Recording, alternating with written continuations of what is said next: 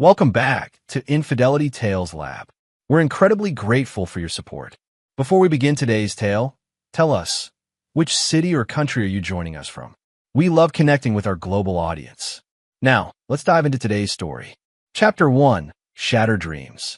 Mason Blackwood's fingers trembled as he held the manila envelope containing the divorce papers. The Seattle rain pelted against his office window at Blackwood Auto Repair, but he barely registered the sound. His world had imploded hours ago at Nouveau, where his wife of 5 years had delivered the news with all the warmth of an Arctic breeze. He pulled out the papers again, Diana's elegant signature already adorning the bottom line. The sight made his stomach churn. Grease-stained fingers left smudges on the pristine white paper. A fitting metaphor for their marriage, he thought bitterly. His simple, honest work had never been good enough for Diana's sophisticated tastes. The phone buzzed. Another message from Kyle Bennett, his friend at Seattle PD. Mason ignored it, his mind replaying the scene at Nouveau instead. He'd arrived straight from work, still wearing his navy coveralls with Blackwood Auto stitched across the back. The maitre d' had given him a disdainful look, but led him to the private booth anyway. There, he'd found Diana sitting with Warren Pierce, the luxury car magnate whose net worth could buy and sell Seattle twice over. Mason, Diana's voice had been carefully modulated, practiced. She'd been wearing the pearl necklace he'd saved 6 months to buy her for their anniversary. "We need to talk." Warren Pierce had watched their exchange with the amused detachment of a man accustomed to getting his way. His tailored suit probably cost more than Mason's monthly income. "This isn't working anymore," Diana had continued, twisting her wedding ring. The diamond caught the light, reminding Mason of the payment plans he'd juggled to afford it. "Warren understands my aspirations. He knows the kind of life I deserve." Mason had stared at his wife, searching for any trace of the woman who'd once loved spending Sunday afternoons in his garage, sketching while he worked on cars. The woman who'd been excited about building a life together, who'd promised to stand by him while he developed his hybrid engine designs. "Son," Warren had interjected, his voice dripping with false sympathy. "Sometimes we have to know when to let go of things beyond our station. Diana needs someone who can provide the lifestyle she deserves." Mason's phone buzzed again. This time he picked it up. "Mace, you need to see this," Kyle's text read. "Coming over now." 20 minutes later, Kyle Bennett's police cruiser pulled up outside the shop. The detective looked uncomfortable as he handed Mason a thick folder. "I wouldn't show you these if you weren't my friend," Kyle said, running a hand through his salt and pepper hair. "But you deserve to know the truth." The folder contained surveillance photos.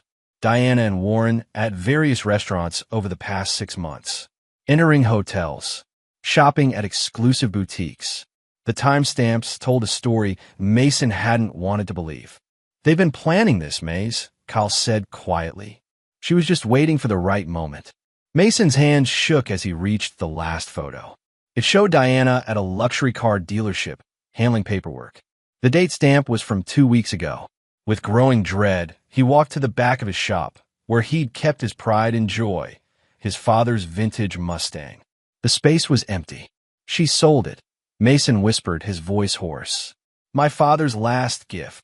Kyle placed a hand on his shoulder. "There's more. You should check your bank accounts."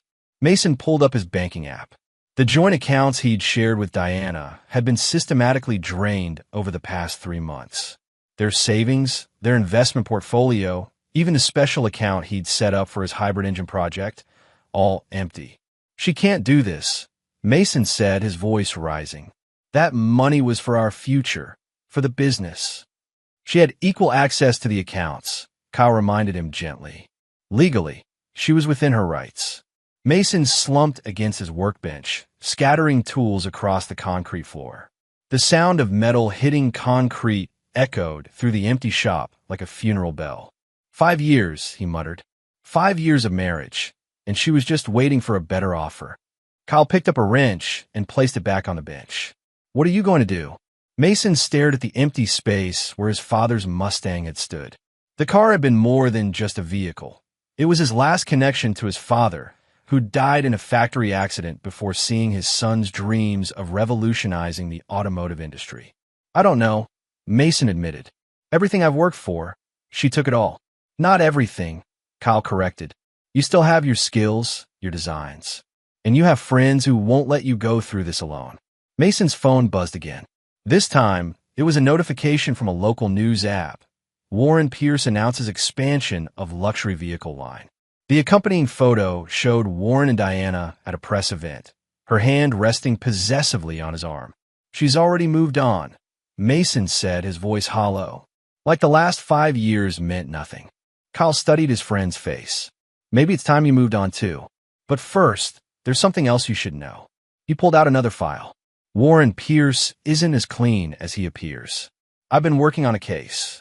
Before he could continue, Mason's shop phone rang. The caller ID showed Diana Blackwood. Mason stared at the phone, his heart pounding. After 5 rings, it went to voicemail.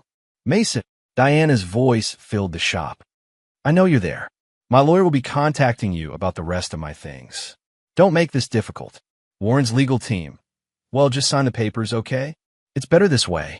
You'll see that eventually. The message ended. Mason looked at the divorce papers on his bench, then at the surveillance photos scattered across the floor. You're right, he told Kyle. Tell me everything you know about Warren Pierce. In the distance, a police siren wailed, its mournful sound mixing with the rain. Mason Blackwood stood in his empty shop, surrounded by the wreckage of his marriage, and felt something shift inside him. The pain was still there, but something else was taking root, at the determination that would soon reshape the Seattle business world. Kyle opened the file and began to speak, unaware that he was helping to set in motion a chain of events that would destroy one of Seattle's most powerful men. Chapter 2. The Rise. The neon sign of O'Malley's bar cast a sickly green glow across Mason's untouched whiskey. 3 weeks had passed since Diana's betrayal, and he'd spent most evenings here, nursing drinks and ignoring concerned looks from Mike, the bartender. You're my spot. Mason looked up to find a woman in a crumpled business suit glaring at him. Her lab coat was draped over one arm, and her ID badge identified her as Dr. Sarah Chun, lead researcher at Tech Core Industries. There's plenty of other seats, Mason muttered. Not like this one. Sarah slid onto the stool next to him. Perfect angle to watch the game while ignoring whatever crisis drove you here. Mason studied her profile. Rough day, try rough year. She signaled Mike for a drink. Spent 18 months developing a new battery technology. My corporate overlords just shelved it because it might hurt their existing product line. That caught Mason's attention. Battery technology? Sarah took a long sip of her martini. Could revolutionize electric vehicles. Charge times reduced to minutes instead of hours. But apparently, innovation is too risky for Tech Core shareholders. Mason pulled out his phone, opening a folder of technical drawings. What do you know about hybrid engines? Sarah's eyes widened as she scrolled through the designs. This is impressive. The integration system is unlike anything I've seen. Who designed these? I did. Mason watched her expression carefully. Been working on it for years, between repair jobs. You're an engineer? Mechanic. But I put myself through night school, got my degree while running my shop. Sarah handed back the phone, a thoughtful expression on her face. Your battery housing design needs work. But the core concept, that could change everything. Mason felt a spark of the passion that had driven him before Diana's betrayal. The housing was always the weak point. If I had access to better materials, I might know someone who could help with that. Sarah pulled out a business card, scribbling a number on the back. My father. He has connections in the materials science field. I can't afford. Stop. Sarah held up a hand. I'm not talking about money. I'm talking about partnership. Your engine designs, my battery technology. We could build something together. Mason hesitated. I don't have startup capital. My wife, my ex-wife, she took everything. Mason, a booming voice interrupted them. Rafael Rafe Martinez, Mason's college roommate turned investment banker, pushed through the crowd. Finally found you, brother. Carmen's been worried sick. Sarah raised an eyebrow. Friend of yours? Best man at my wedding, Mason explained. Rafe, this is Dr. Sarah Chun. We were just discussing a business proposition. Rafe's eyes lit up. Business? What kind of business? Over the next hour, they talked possibilities. Rafe's expertise in finance, added a practical framework to their technical dreams. By closing time, Black Tech Automotive had been born, at least in concept. It's risky, Rafe admitted as they left the bar. But I know people who invest in high-risk, high-reward ventures. Let me make some calls. Why would you do this? Mason asked. Your career. Because your family, Rafe said simply. And because Carmen would kill me if I didn't help. Come over for dinner tomorrow. No arguments. The next evening, Mason found himself in the Martinez's cozy apartment. Carmen, Rafe's wife, wrapped him in a fierce hug. You look terrible, she declared, leading him to the dining room. When was the last time you ate a proper meal? Over Carmen's legendary paella, they refined their plans. As a social worker, Carmen brought a unique perspective to their discussion. If you're building a company, she insisted, build it right. Worker welfare programs, family support systems. Show them you care about more than profits. She's right, Sarah added. I've seen what corporate greed does to innovation. We need to be different. The conversation was interrupted by Mason's phone. A news alert about Warren Pierce's latest acquisition caught his eye. That's the third small company he's absorbed this month, Rafe noted, reading over Mason's shoulder. Hostile takeover specialist. He finds promising businesses, then either buys them out or crushes them. Like he did with my marriage, Mason said bitterly. Carmen squeezed his hand. Then build something he can't crush. Something that will make him regret ever underestimating you. Their first breakthrough came faster than expected. Sarah's battery design, combined with Mason's engine innovations, produced results that exceeded their projections. The patent application alone attracted attention from major players in the industry. But success bred enemies. Warren Pierce, alerted to their rising star, began his campaign of destruction. Suppliers suddenly became reluctant to work with Black Tech. Rumors of battery fires circulated in industry publications.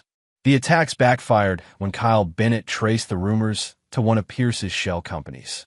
The resulting fine for corporate defamation made headlines, drawing more attention to Black Tech's innovations.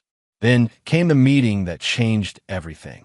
Marcus Chun, Sarah's father and Warren's former partner, requested a private dinner with Mason.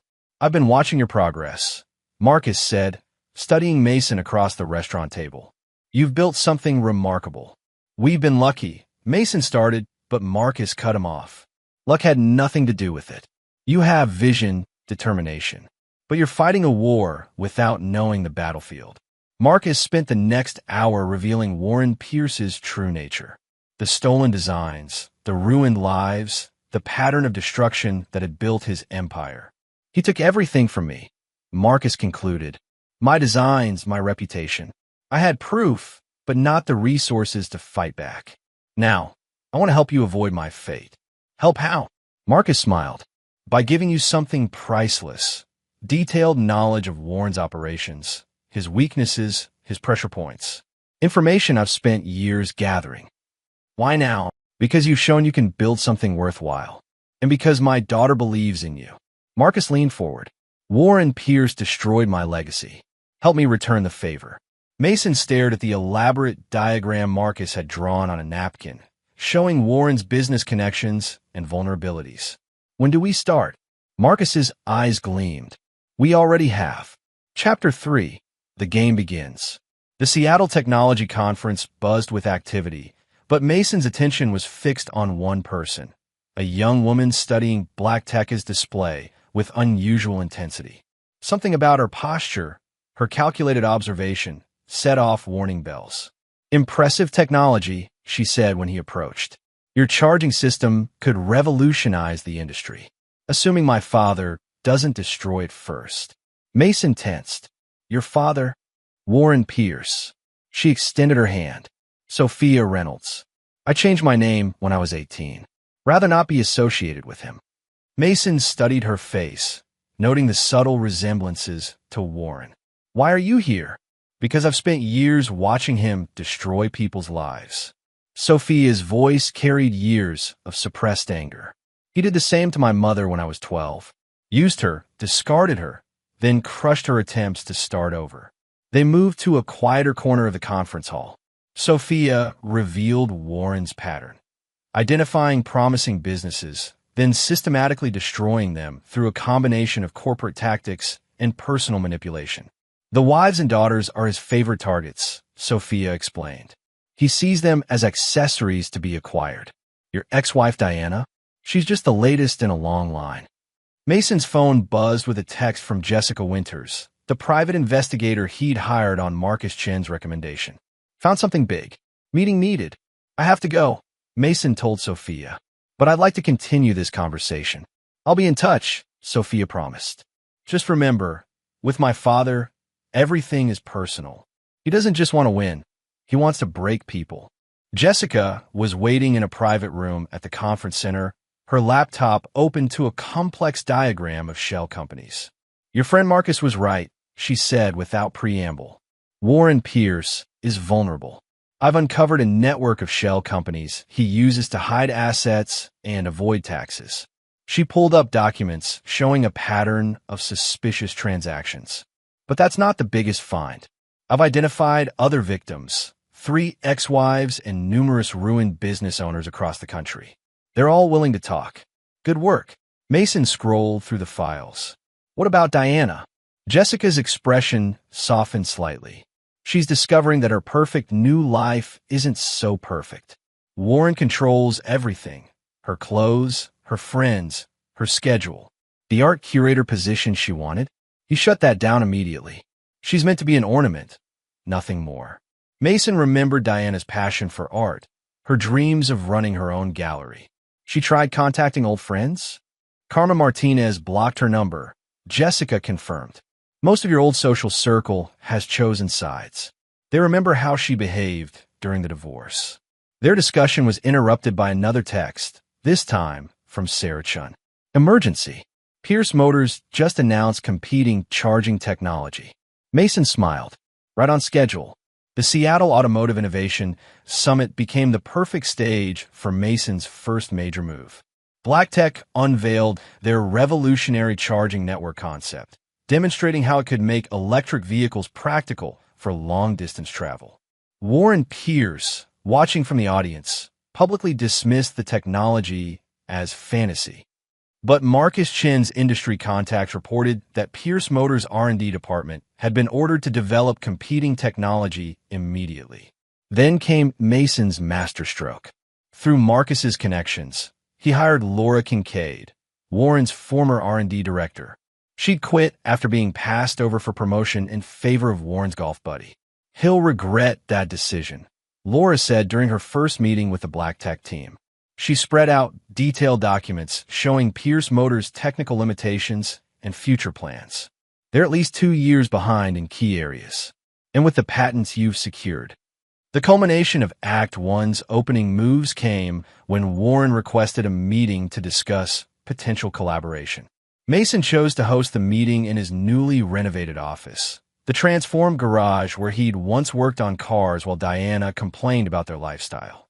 Warren arrived 15 minutes early, likely expecting to throw Mason off balance. Instead, he found Mason calmly reviewing technical specifications with Sarah Chun and Laura Kincaid.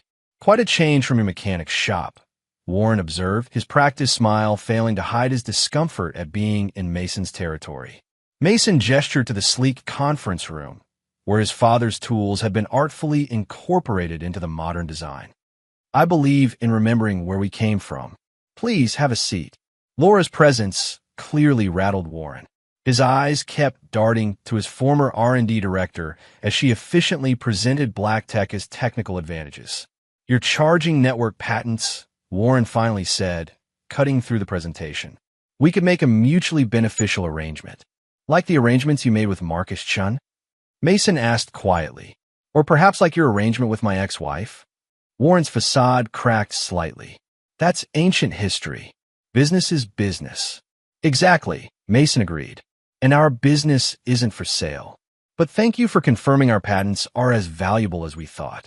The meeting ended abruptly when Sarah announced that BlackTech had just secured exclusive rights to a revolutionary battery component.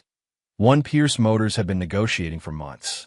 As Warren stormed out, Mason noticed a text from Jessica Winters. Diana spotted at 3 art galleries today.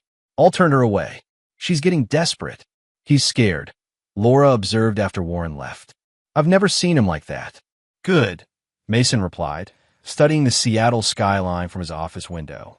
Because we're just getting started. The view reminded him of darker days, standing in his old garage, watching Diana drive away in Warren's luxury car. Now, he stood in a different position, with a team of brilliant minds and a clear path to justice. Sarah touched his arm gently. The board meeting is in an hour. Ready to announce our expansion plans? Mason nodded, turning away from the window. The first phase of his plan was complete. He'd built something Warren couldn't simply crush or buy. Now came the real challenge, systematically dismantling the empire Warren Pierce had built on stolen dreams and broken lives. Let's give them something to talk about, he said, picking up his presentation folder. Inside were the final pieces of Act 1 strategy, patents, innovations, and partnerships that would force Warren to play defense for the first time in his career. As Mason headed to the boardroom, surrounded by his loyal team, he felt a sense of purpose he'd lost during those rain-soaked days of betrayal. Diana had chosen her path, trading love for luxury. Warren had chosen his, building an empire on others' destruction. Now it was Mason's turn to make choices, and his would shake Seattle's business world to its core. Chapter 4. Countermoves. Trevor Nash adjusted his Italian silk tie as he strode into Warren Pierce's office. The corporate fixer had built his reputation on destroying companies through carefully orchestrated media campaigns, and Pierce Motors was paying him handsomely for this particular takedown. Tell me you have something, Warren demanded, not looking up from his computer screen. Better than something. Nash placed a tablet on Warren's desk. We've identified a vulnerability in Black Tekka's battery design. Under extreme conditions, there's a minimal risk of thermal events. Warren finally looked up, his eyes gleaming. Minimal risk? Technically, their safety margins exceed industry standards, Nash admitted. But public perception is everything. I've already planted the seeds with key tech journalists. Make it happen faster, Warren snapped.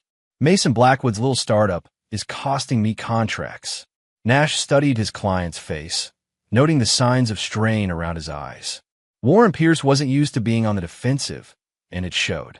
The media campaign launched the next morning.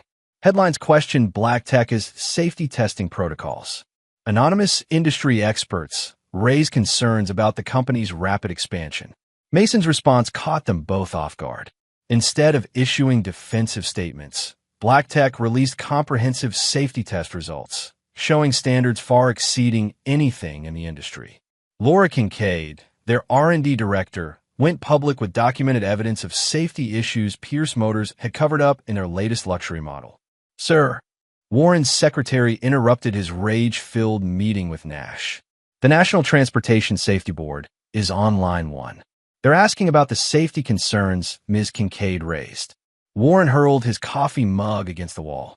Get our lawyers and find out who leaked those documents to Kincaid. Nash watched the chaos unfold with growing unease. His usual tactics weren't working against Black Tekka's transparency approach. Worse, the investigation into Pierce Motors' safety records was gaining momentum. In Seattle's social circles, Diana Pierce attempted damage control. She gave an exclusive interview to Seattle Society magazine, painting Mason as an obsessed ex-husband who couldn't move on. Warren gave me the confidence to break free, Diana told the interviewer, showcasing her new diamond bracelet. Mason just couldn't accept that I needed more than oil changes and empty promises. The interview backfired spectacularly when Kyle Bennett leaked security footage to social media. The video showed Diana selling Mason's father's Mustang to Warren while Mason worked late at his shop. The timestamp matched the night he'd been finalizing his hybrid engine designs. Public sympathy shifted dramatically. Comments flooded social media. She sold his dead father's car while he was working. Talk about betrayal. Pierce Motors built on stolen cars and stolen wives. Warren's next strategy targeted Black Tekka's human resources. He hired Blake Sullivan, a corporate headhunter known for poaching key employees from rising tech companies. Dr. Chun, Sullivan said smoothly, meeting Sarah at a coffee shop near Black Tekka's headquarters. Pierce Motors is prepared to triple your current salary. Plus stock options, of course. Sarah took a slow sip of her latte. Interesting offer. Mind if I record our conversation? For clarity's sake. Sullivan's practiced smile faltered. I don't think that's necessary. No. Sarah placed her phone on the table, already recording. Because I'd love to document how Pierce Motors attempts to steal talent when they can't develop it themselves. The recording went viral in tech circles, accompanied by a press release announcing BlackTech's new employee stock ownership program. Warren's poaching attempts became a running joke in the industry. Warren's desperation peaked when he tried to block BlackTech's access to rare earth materials. He leveraged his connections with suppliers, threatening to pull Pierce Motors contracts if they worked with BlackTech. Sir, his supply chain director interrupted his self-congratulatory moment. We have a problem. BlackTech just announced a partnership with 3 major Asian suppliers. They've secured exclusive rights to next-generation materials. Warren's hand shook as he pulled up Pierce Motors' stock ticker. The company's value had dropped 15% in a single day. How? He demanded. How do they know to secure those suppliers? The answer came in a photo texted from an unknown number. Marcus Chun shaking hands with Asian business executives, the BlackTech logo prominently displayed behind them. Nash watched Warren's reaction carefully. There's something else. BlackTech just filed patents for technologies we've been developing in secret. Somehow, they knew exactly what we were working on. Warren's face reddened. Find the leak. I want everyone in R&D investigated. Sir, Nash said carefully, maybe it's time to consider a different approach. Mason Blackwood seems to be anticipating our moves. Because he's obsessed. Warren slammed his fist on his desk. He can't accept that Diana chose me. That his little garage couldn't compete with what I offer. Nash glanced at the stock ticker again. With all due respect, sir, his little garage is now worth more than Pierce Motors' entire electric vehicle division. As if to punctuate his point, Warren's phone buzzed with a news alert. BlackTech announces revolutionary charging network expansion. Pierce Motors stock continues to fall. In his mansion that evening, Warren found Diana in their private gallery, staring at an empty wall where her favorite painting had hung. I had to sell it, he said curtly. Stock fluctuations. Temporary setback. Diana touched the wall's bare space. Like you sold Mason's Mustang? Warren grabbed her arm. Don't say his name in my house. Diana pulled away, her bracelet catching the light. You promised me an art gallery of my own. When things stabilize, Warren snapped. Right now, I need you focused on maintaining our social position. The charity gala next week. They rescinded our invitation, Diana interrupted. Apparently, the committee felt our presence might make other guests uncomfortable. Warren's phone buzzed again. Nash's message made his blood run cold. Emergency. Laura Kincaid went public with more documents. Board wants an emergency meeting tomorrow. In his home office, Warren pulled up BlackTech's latest press release.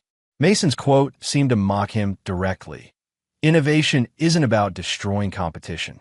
It's about building something that makes the world better. Warren hurled his phone across the room, Diana's quiet steps retreating down the hallway providing a soft counterpoint to his rage.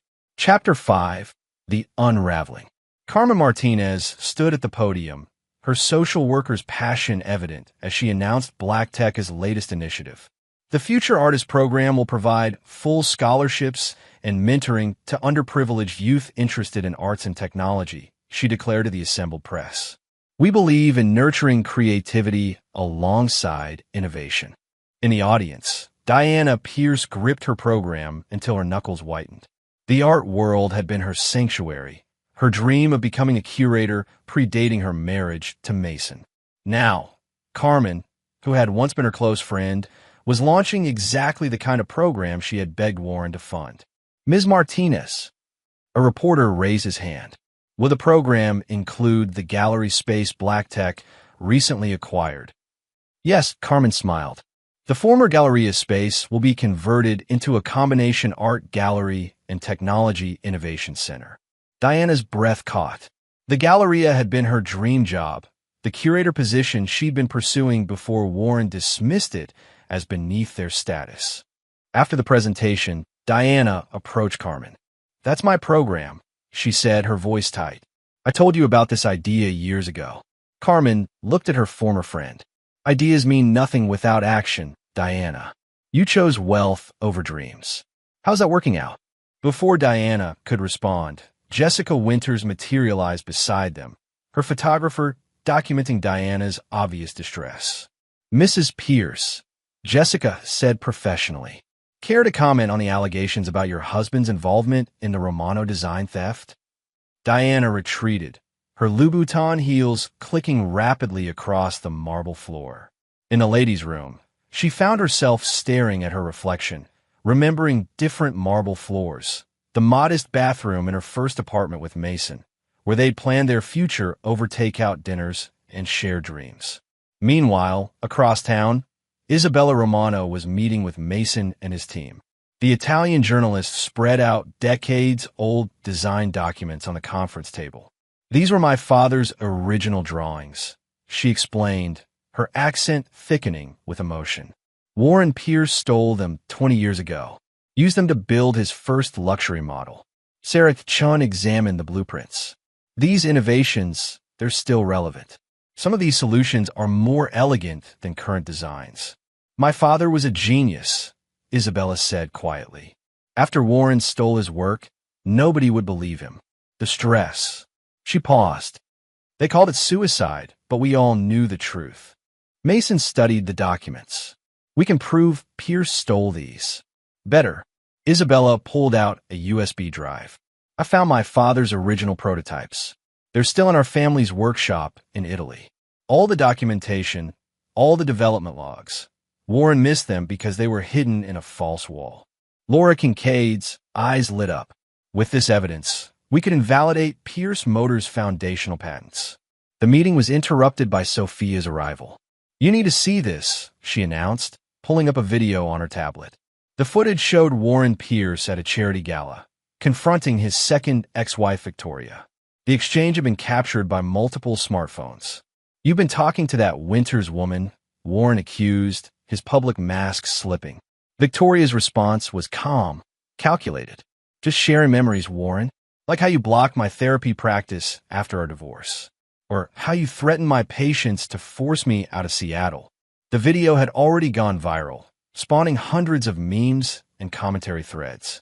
Diana's social media accounts were flooded with warnings and sympathy messages from strangers. My mother went through this too, Sophia said, her voice hard. He isolates them, controls them, then discards them when they stop being useful. Mason's phone buzzed with a text from Kyle Bennett. Diana spotted at 3 different psychiatrists this week. She's starting to crack. The pressure on Warren mounted from multiple directions. Trevor Nash's smear campaign backfired when black tech employees began sharing stories of the company's supportive work environment and innovative policies. We have unlimited mental health leave, one engineer told Tech Insider. When my daughter was diagnosed with autism, black tech arranged for specialized care and flexible hours. The contrast with Pierce Motors' corporate culture became stark. Former employees came forward with stories of toxic management and covered up safety issues. Isabella Romano's investigation gained momentum.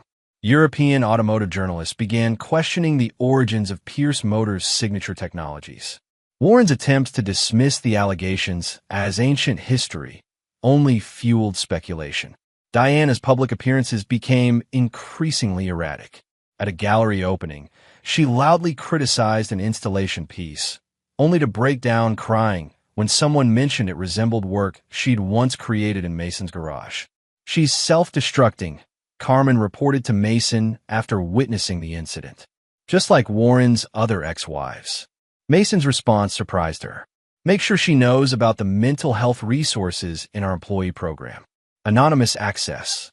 After what she did to you, Mason stared out at the Seattle skyline. What Warren's doing to her, nobody deserves that. The situation reached a breaking point during a Pierce Motors board meeting. When a director suggested exploring a partnership with Black Tech to salvage their position, Warren snapped. Partnership?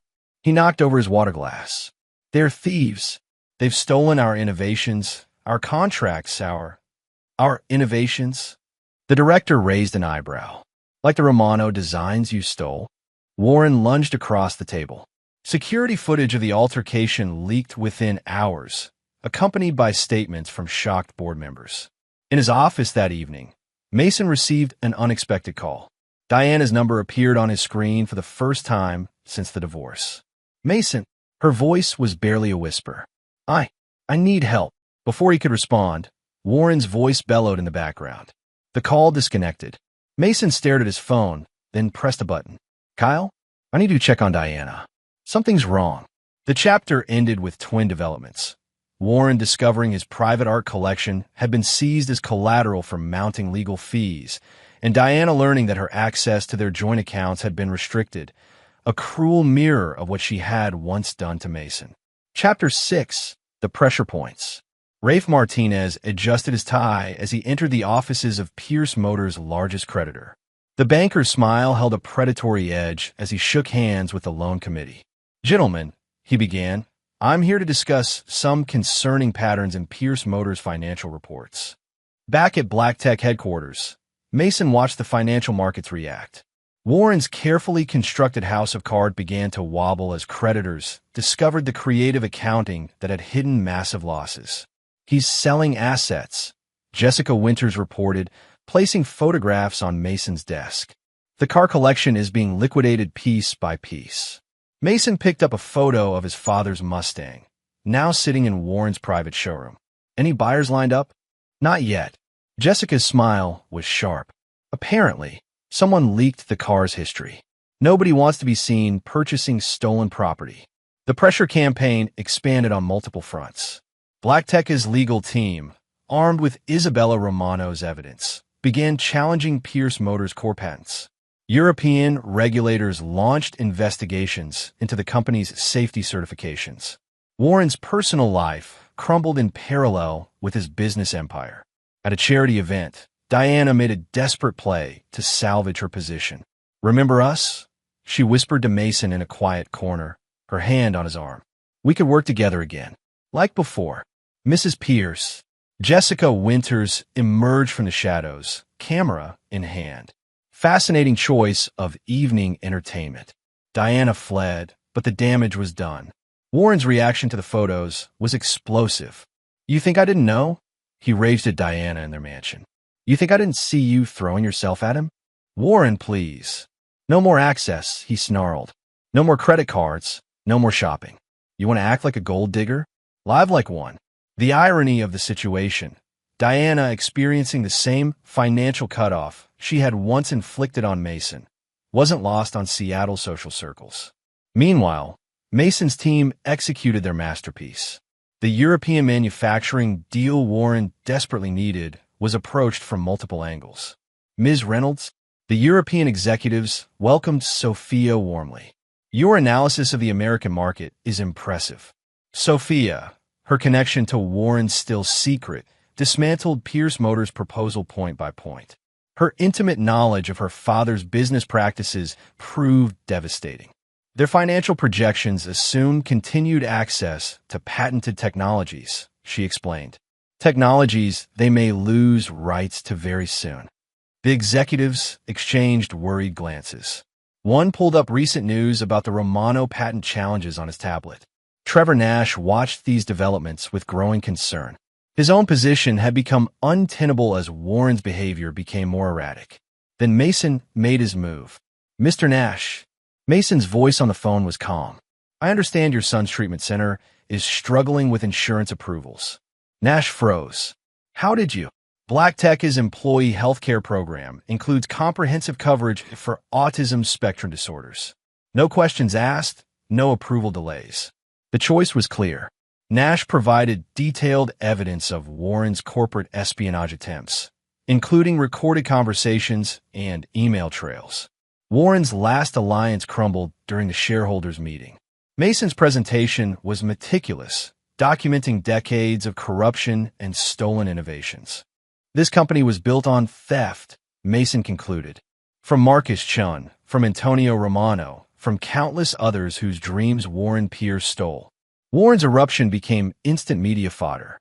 As security dragged him away from Mason, smartphones captured his incoherent threats and accusations. Diana, watching from the audience, saw her carefully constructed world dissolve. Her attempts to approach Mason afterward were blocked by Sarah Chun and Carmen Martinez. "You chose your side," Carmen reminded her. "Now you get to watch from the outside, just like Mason once did." But Mason's true masterstroke remained hidden. Through shell companies and quiet investigations, his team had discovered Warren's systematic embezzlement from Pierce Motors pension fund. Rather than expose this immediately, Mason began buying up the troubled assets, positioning Black Tech to become the savior of thousands of retirement accounts, while ensuring Warren would face criminal charges for his actions. The act concluded with Warren alone in his office, staring at his empire's collapse. On his desk, divorce papers waited for Diana's signature, a mirror of the scene that had started it all in Mason's garage. Outside, Mason's position had transformed from victim to victor. His team gathered in Black Tech's conference room, reviewing the final stages of Act 2 strategy. "The pension fund evidence is irrefutable," Rafe reported, spreading documents across the table. "Warren diverted millions into personal accounts through a complex network of offshore entities." Sarah Chun studied the financial diagrams. "How many employees are affected?" "Thousands," Rafe replied. "Lifetime savings, retirement plans, all at risk because of his greed." Mason absorbed this information, remembering his own father's years of factory work. "What's the timeline for acquiring the troubled assets?" "We can move within days," Rafe confirmed. "The paperwork is ready. Once we secure the pension fund assets, Warren's criminal actions become impossible to hide." Laura Kincaid entered the room, her expression grim. "Pierce Motors board is an emergency session. They're discussing a vote of no confidence." "Perfect timing," Jessica Winters added, joining them. Victoria's revelations about Warren's past behavior have gone viral. 3 more ex-business partners have come forward with similar stories. Kyle Bennett's text message completed the picture. Diana spotted meeting with divorce attorneys. She's finally making her move. Mason stood at the conference room window, watching Seattle's tech district bustle below. The same streets where he'd once worked as a struggling mechanic now housed his expanding empire. Behind him, his team, friends who'd become family, waited for his next decision. "Initiate the pension fund acquisition," he instructed Rafe. "But keep our involvement quiet for now. When the employees learn their retirement savings are at risk, they should see Black Tech as their salvation, not their adversary." Carmen Martinez nodded approvingly. "We'll announce expanded retirement benefits for all Black Tech employees tomorrow." The contrast with Pierce Motors' situation will be impossible to ignore. The meeting concluded with each team member knowing their role in the endgame. Warren Pierce's destruction would come not from a single blow, but from the calculated dismantling of everything he'd built through decades of corruption and betrayal. As the others filed out, Sophia remained behind. "You know he won't go quietly," she warned. "When my father feels cornered, he becomes dangerous." "That's exactly what we're counting on," Mason replied. His public meltdown completes the narrative. The tyrant brought down by his own hubris. The city lights began to twinkle as dusk settled over Seattle. In his restored office, once a humble garage where dreams of innovation were born, Mason Blackwood reviewed the pieces of his strategy. Warren's empire was crumbling, Diana was facing the consequences of her choices, and Black Tech had emerged as a force for positive change in the industry. Act 2's curtain fell as Mason received one final text from Kyle. Warren just received the federal subpoenas. "It's starting." The stage was set for the final act of Mason's revenge, but that would be another chapter for another day. Chapter 7: The Fall of Kings. The Global Automotive Innovation Gala transformed Seattle's convention center into a showcase of technological marvels. Warren and Diana Pierce arrived in their signature style, him in a custom tuxedo, her draped in silk. They moved through the crowd like royalty, but observant guests noticed the strain beneath their practiced smiles. Warren Pierce, a member of the awards committee, greeted them. "We place you at table 3. The ceremony begins in 30 minutes." Warren's grip tightened on his champagne glass. Table 3, not the customary head table where he'd sat for the past decade. Diana touched his arm in warning as his face reddened. This year's Innovator of the Year, the committee member continued, will be presented by a special guest, Isabella Romano. The name hit Warren like a physical blow.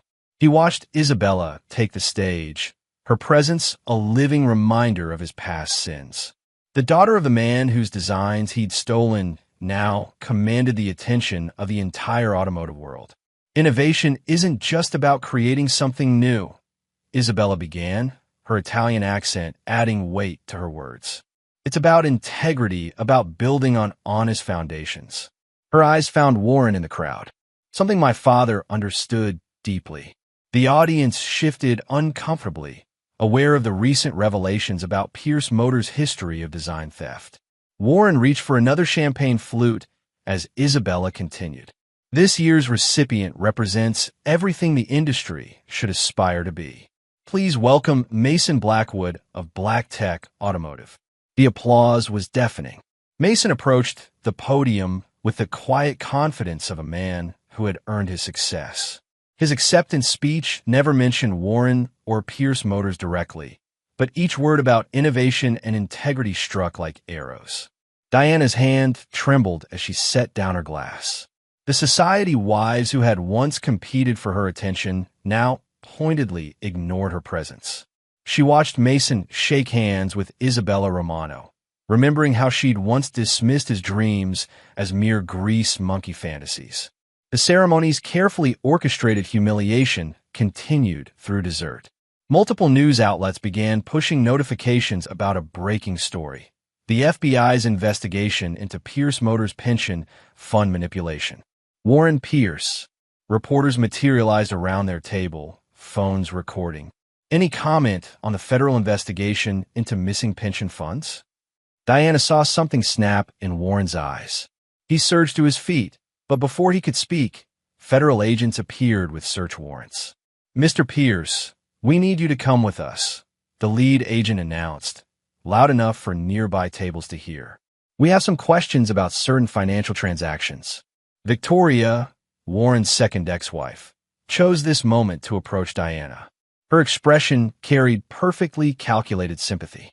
"Oh, darling," Victoria said, her voice carrying to nearby tables. "I know exactly what you're going through. The first federal investigation is always the hardest." Diana stared at her untouched creme brulee, remembering another dessert, the simple tiramisu she and Mason had shared on their first anniversary, planning their future in their tiny apartment. She'd traded that honest love for luxury, and now both were slipping through her fingers. Mason's team watched the scene unfold from their table. Sarah Chun leaned close to him, speaking softly. "The pension fund evidence being delivered to prosecutors as we speak," Mason confirmed. Rafe handled the timing perfectly. Jessica Winters appeared beside them, showing Mason her phone. "You want to see this?" Diana's social media accounts are imploding. Society wives unfollowing her en masse. "The network effect is fascinating," Carmen Martinez observed. The same social connections that elevated her are now orchestrating her fall. The gala's climax arrived with Mason's announcement of Black Tech's latest triumph, a nationwide network of solar-powered charging stations that would revolutionize electric vehicle infrastructure. The project's scale and innovation made Pierce Motors' recent initiatives look primitive by comparison. Warren, still dealing with federal agents, watched helplessly as investors who had once courted his favor now clustered around Mason. The stock trading apps on guest phones showed Pierce Motors' value plummeting in real time. Trevor Nash, Warren's former fixer, approached Mason's table. "Mr. Blackwood." A moment. Mason nodded to his security team, allowing Nash to sit. The man looked uncomfortable in his expensive suit, his usual smoothness replaced by genuine concern. "The evidence I provided," Nash began. "Warren knows it came from me. He's threatening to reveal certain information about board members." "Let him," Mason replied calmly. "We've documented everything since you joined our side. His threats will only add witness intimidation to his charges." As if on cue, Warren's voice rose above the crowd. "This is a conspiracy," he shouted, shrugging off the federal agent's restraining hands. Pierce Motors is too big to fail. Diana slipped away during her husband's meltdown, her heels clicking rapidly across the marble floor. In a ladies' room, she found herself alone with Sarah Chun. "Don't," Sarah said simply, blocking Diana's attempt to leave. "Whatever you're thinking of saying to Mason, don't." "You don't understand," Diana began. "Actually, I do." Sarah's voice was calm but firm. "You saw the tide turning and thought you could switch sides again. But this isn't about sides anymore. This is about justice." Back in the main hall, Warren's public meltdown reached its peak. He lunged at Mason, only to be tackled by security guards as smartphones recorded from all angles. Diana emerged from the restroom in time to see her husband being escorted out in handcuffs. "Mrs. Pierce," a young reporter approached her. "Would you like to comment on your involvement in the sale of stolen automotive designs to Pierce Motors during your previous marriage?" Diana's perfect mask cracked. The evidence Jessica Winters had gathered showed her complicity in Warren's schemes, selling corporate information even before her divorce from Mason. She turned to flee but found herself facing Carmen and Sarah. The women who had once been her friends now stood as representatives of everything she had betrayed. "You chose your side," Carmen reminded her, echoing words from earlier confrontations. "Now you get to watch from the outside." The chapter ended with a series of rapid developments. Pierce Motors stock suspended trading, Warren under federal investigation, and Diana's social media accounts flooded with unfollowing notifications. The king and queen of Seattle's business world had fallen, their crowns shattered by the very man they had once dismissed as beneath their station. Chapter 8. Sweet Revenge. Rafe Martinez straightened his tie as he entered the Pierce Motors emergency board meeting. Through a complex web of shell companies, Black Tech had quietly acquired a controlling interest in their rival company. Today was the reveal. "Gentlemen," Rafe addressed the anxious board members, "in light of recent events, we need to discuss changes in leadership." The boardroom's tension ratcheted higher as Sophia entered. She wore a sharp business suit and a confident smile that suddenly seemed very familiar to the men who had known her father. "Allow me to properly introduce myself," she began. "My name is Sophia Pierce Reynolds. Some of you knew my father well." The revelation hit the board like a thunderbolt. Warren's daughter, whom he had effectively erased from the company's history, now stood before them with detailed documentation of his mismanagement. Over the past decade, Sophia continued, displaying charts and financial records, Pierce Motors has systematically destroyed innovation in favor of theft and market manipulation. My presentation today outlines the path forward. In another part of the city, Diana faced her own reckoning. Her attempt to salvage her position through an offer to testify against Warren backfired spectacularly when Mason's lawyers presented evidence of her own complicity. "Mrs. Pierce," Mason's lead attorney explained, sliding documents across the table, "we have proof you sold confidential information to Warren during your marriage to Mr. Blackwood. This includes technical specifications, client lists, and prototype designs." Diana's expensive makeup couldn't hide her pallor. "I didn't understand what I was giving him. The timestamps on these emails suggest otherwise," the lawyer countered. "You actively sought out specific documents Warren requested." The evidence destroyed Diana's remaining credibility.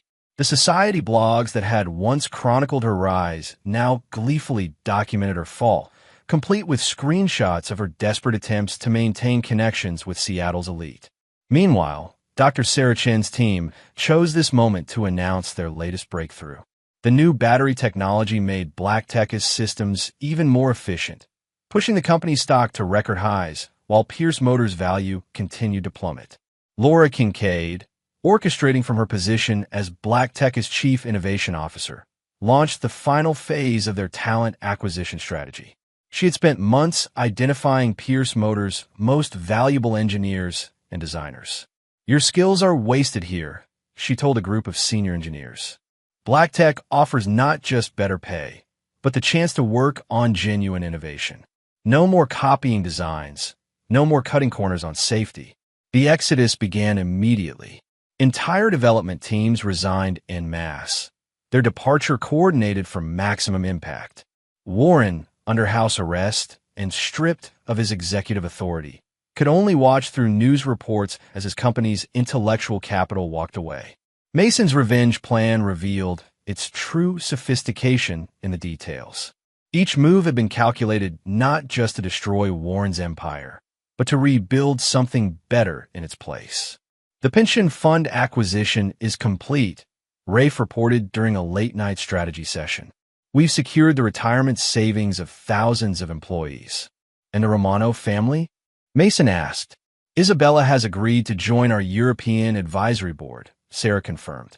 Her father's designs will finally benefit their rightful owners. The transformation of Pierce Motors began with Sophia's appointment as CEO of the newly renamed Legacy Motors. The subsidiary would focus on converting classic luxury cars to electric power, combining automotive heritage with cutting-edge technology. Our first project, Sophia announced to enthusiastic media coverage, will be this 1967 Mustang. The car in question, Mason's father's restored vehicle, stood gleaming on the presentation stage, symbolizing the bridge between past and future. Marcus Chun, watching from the audience, nodded in approval. His years of gathering evidence against Warren had finally borne fruit, helping to dismantle the empire built on stolen innovations. Warren's attempts to fight back grew increasingly desperate. His threats to reveal compromising information about board members fizzled when Trevor Nash's evidence showed a pattern of witness intimidation stretching back decades. Diana discovered the full extent of her isolation when she attempted to access their joint accounts. Warren had moved everything into his name months ago, leaving her with nothing but expensive habits and a ruined reputation. Victoria, proving that revenge was a dish best served cold, organized a society-wide boycott of Diana's attempt to auction her wardrobe. The same luxury items that had once symbolized her rise now became emblems of her fall. You didn't just betray Mason, Victoria told her during a chance encounter at their former country club. You betrayed yourself. All those dreams of running an art gallery, of making your own mark, you traded them for what? A bigger cage. The symmetry of Mason's revenge became clear as each piece fell into place. Through the Black Tech Foundation, he acquired the art gallery where Diana had once dreamed of working. The space was transformed into an innovation center for young engineers, with Diana's intended office becoming a bustling workshop. Warren, confined to his mansion by court order, watched news coverage of his former empire's transformation. Each announcement from Legacy Motors or Black Tech drove home the completeness of his defeat. The evidence Marcus Chun and Isabella Romano presented in their joint lawsuit proved devastating.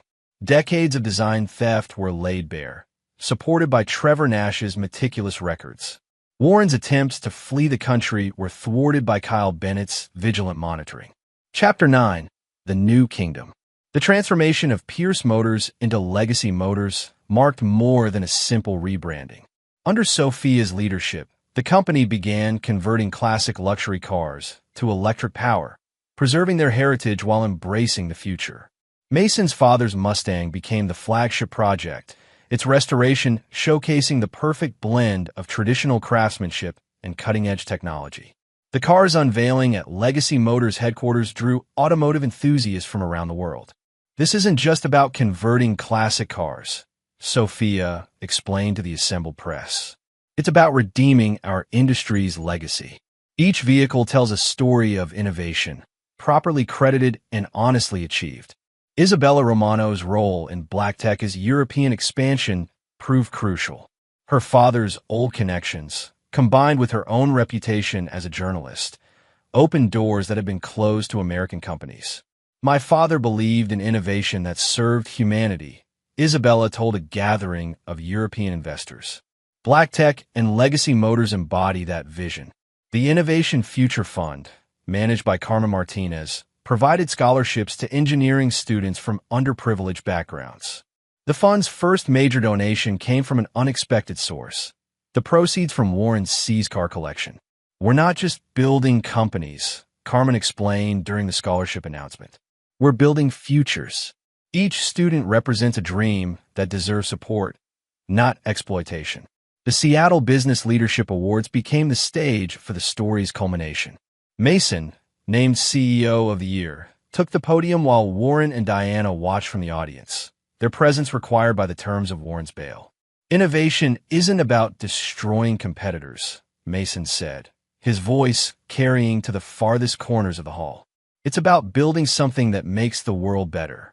Each of us has a choice, to create or to take, to lift others up or to push them down. Diana's champagne glass slipped from her trembling fingers as Mason's words hit home. She remembered making those choices, step by step, betraying not just her husband but her own dreams. The final twist in Mason's revenge proved to be the most elegant. The Black Tech Foundation's acquisition of Diana's dream gallery space transformed it into an innovation center where young engineers could develop their ideas. "The space has good bones," Sarachin commented during the center's opening, "though I think we'll get more use out of it than another luxury art gallery." Mason's empire continued to grow, built on genuine innovation and employee loyalty. He found unexpected satisfaction in mentoring young entrepreneurs, helping them avoid the pitfalls he had encountered. The sight of students working in what had once been Diana's intended office brought a particular kind of poetic justice. Warren, facing multiple federal indictments, could only watch from house arrest as his former empire became a force for positive change. Diana, unable to maintain her luxury lifestyle, eventually relocated to a small town in Nevada, where locals knew her only as another failed socialite. The story became legend in Seattle business circles, not just for its dramatic inclusion, but for how Mason had turned personal betrayal into an opportunity to reshape an entire industry. His revenge wasn't just about destroying Warren and Diana's world. It was about building something better from the ashes of their betrayal. Mason's new office at Black Tech Tower offered a clear view of his old garage workshop.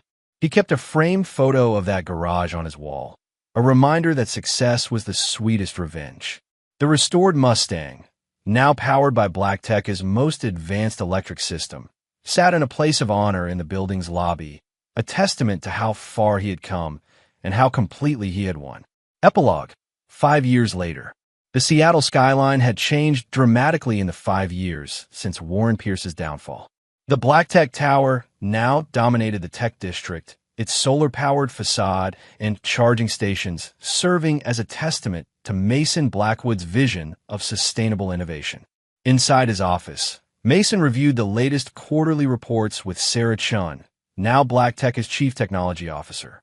Their partnership had grown stronger over the years, evolving beyond professional collaboration into a deep friendship built on shared values and mutual respect. "The new battery plant in Arizona is ahead of schedule," Sarah reported, pulling up holographic projections. "Your father would have loved seeing his engine designs powering an entire generation of vehicles." Mason touched the framed photo on his desk, his father standing proudly beside the Mustang that had become a symbol of their company's transformation.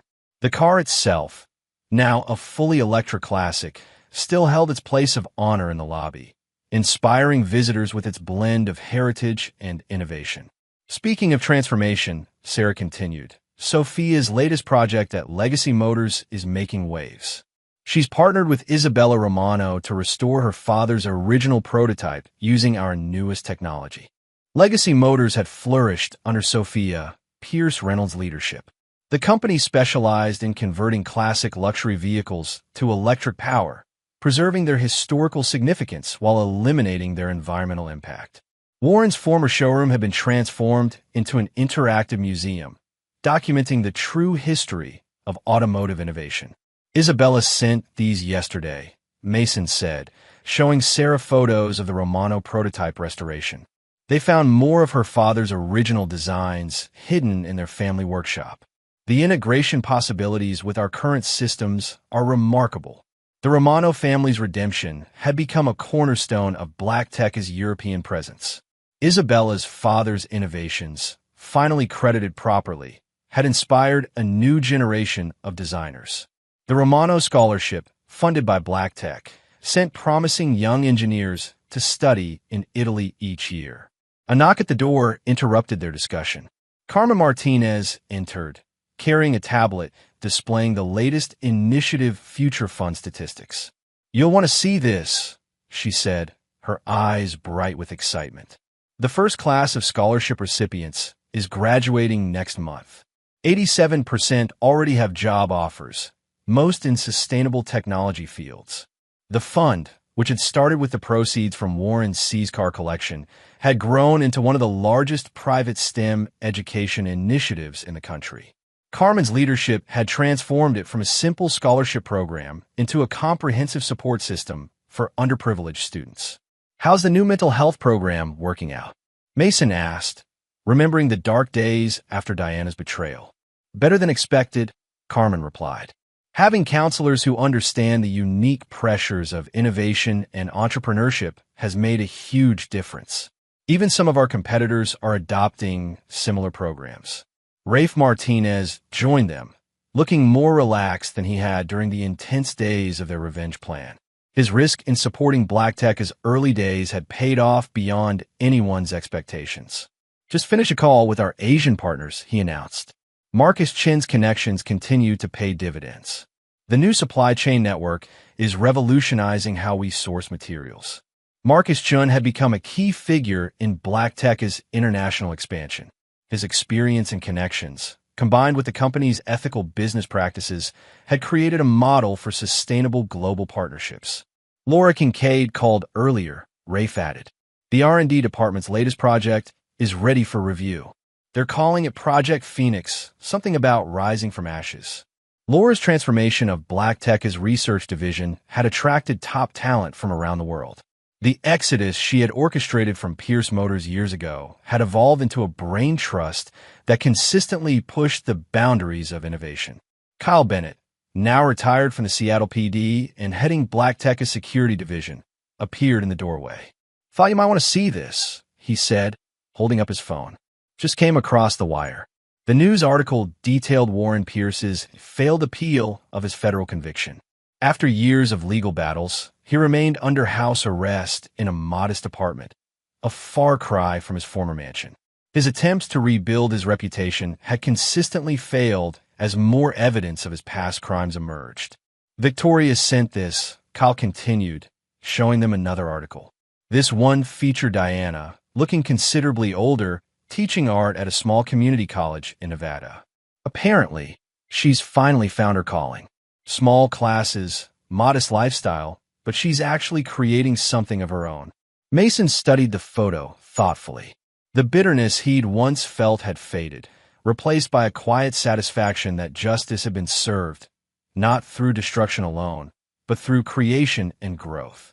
Jessica Winters, whose investigative skills had been crucial to exposing Warren's crimes, had parlayed her experience into a successful consulting firm. She specialized in corporate transparency and ethics, using Black Tech as a case study in how companies could succeed through innovation rather than exploitation. The new Innovation Center is packed again, Sarah mentioned, referring to the converted art gallery space. Those young engineers you mentored last year? 3 of their projects are going into production. The center had become a hub for emerging talent, its walls lined with patents instead of paintings. Diana's former dream office now housed a state-of-the-art design lab where students turned ideas into reality. Trevor Nash had found redemption through his work with Black Tech's healthcare initiative.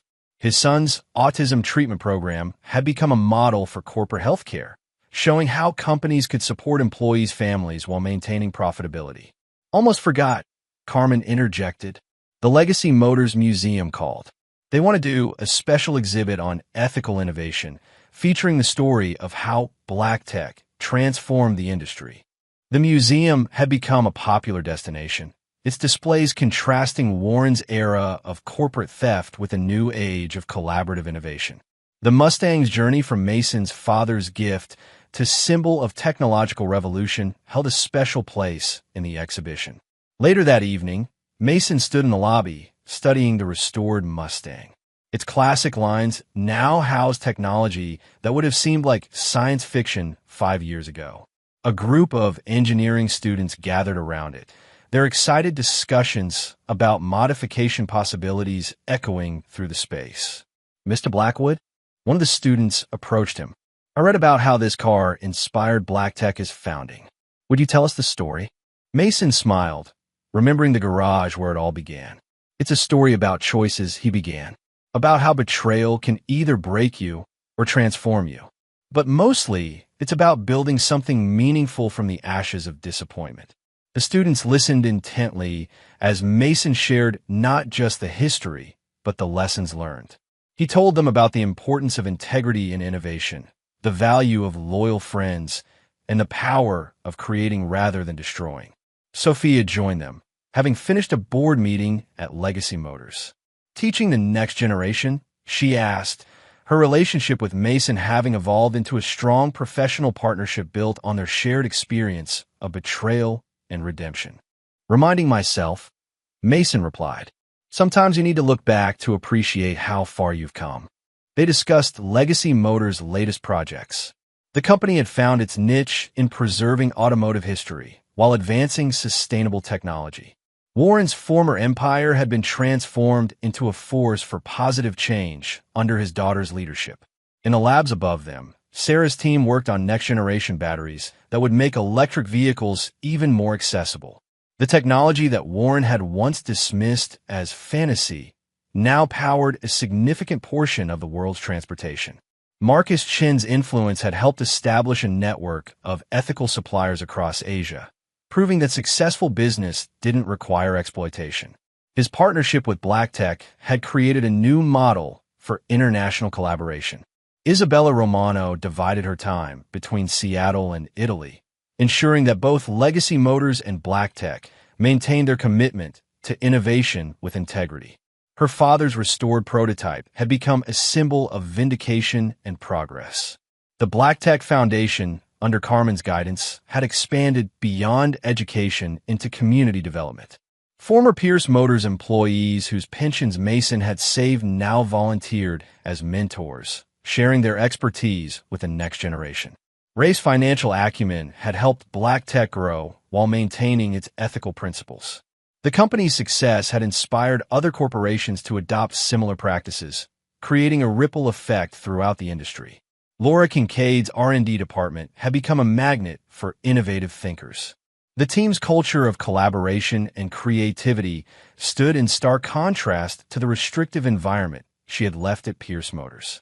Kyle Bennett's security protocols protected not just BlackTech's innovations, but its principles. His department worked closely with ethics committees to ensure that the company's growth never came at the cost of its values. Jessica Winters continued to investigate corporate misconduct, but now focused on prevention rather than exposure. Her firm's partnership with BlackTech helped other companies implement transparent business practices. Trevor Nash had found purpose in developing corporate wellness programs, turning his experience with his son's care into a model for supporting employees' families. The program he created at BlackTech had been adopted by companies worldwide. As the sun set over Seattle, its rays reflecting off BlackTech Tower's solar panels, Mason reflected on the journey that had brought them here. The betrayal that could have destroyed him had instead inspired the creation of something remarkable. The garage where he had once worked on his father's Mustang was now a historical landmark, preserved as a reminder that great achievements often start in humble places. The tools he had used still hung on the walls, maintained as carefully as the high-tech equipment that surrounded them. In the years since Warren's fall, Mason had discovered that true success wasn't measured in revenge achieved, but in lives improved. BlackTech's innovations had created jobs, funded education, and advanced sustainable technology. The company had become what he had always dreamed of building, a force for positive change in the world. Diana's art classes in Nevada had given her something she had never found in luxury: genuine purpose. Her student success brought her a satisfaction that clothes and society parties never had. The small gallery where she showcased student work meant more than the elaborate spaces she had once coveted. Warren, confined to his modest apartment, had become a case study in business ethics courses. His fall served as a warning about the consequences of choosing exploitation over innovation. The empire he had built through theft had been transformed into something he had never understood: a legacy of genuine creation. The evening ended with Mason in his office, adding another photo to his wall. This one showed the first graduating class of Initiative Future Fund scholars, their faces bright with possibility. Beside his father's picture, it represented the continuation of a dream, not of revenge, but of building something meaningful. The Mustang in the lobby below stood as a bridge between past and future, its classic form housing technology that pointed toward tomorrow. Like Mason himself, it had been transformed by circumstance, but never lost its essential character. 5 years had turned a story of revenge into one of redemption, proving that the best response to betrayal isn't destruction, but creation. Mason Blackwood had built more than a business empire. He had created a legacy of innovation, integrity, and positive change that would outlast any desire for vengeance. As Seattle's lights twinkled to life, the Black Tech Tower stood as a beacon of what was possible when talent met integrity, when betrayal led to building rather than breaking. The story that had begun in a humble garage had become a legend of transformation, not